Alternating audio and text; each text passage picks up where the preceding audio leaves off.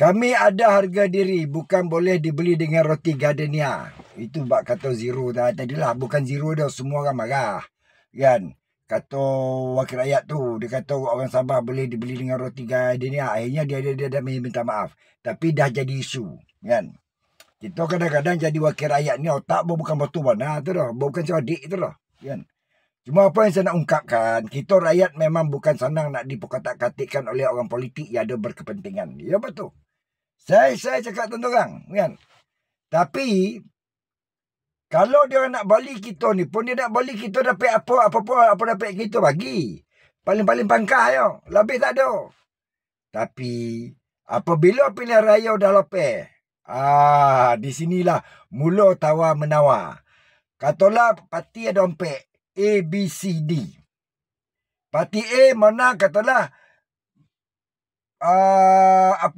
kursi negeri tu ada 55 seat.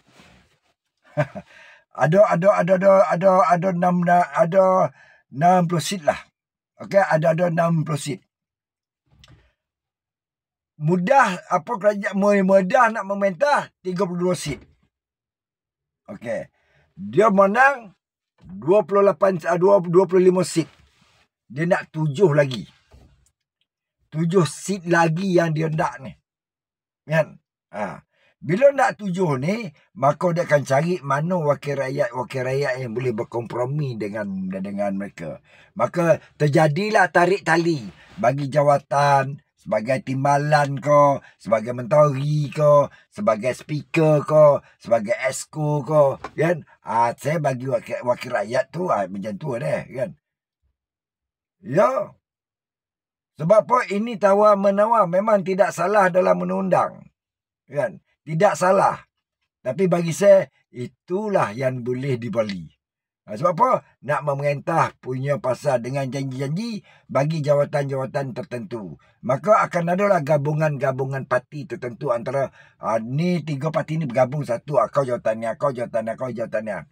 Dan lagi satu, apabila dah memegang jawatan menteri tu, menteri ni, esko tu, segini, maka ramailah toke-toke cuba nak impit kita. Cuba nak impit kita nak buat baik.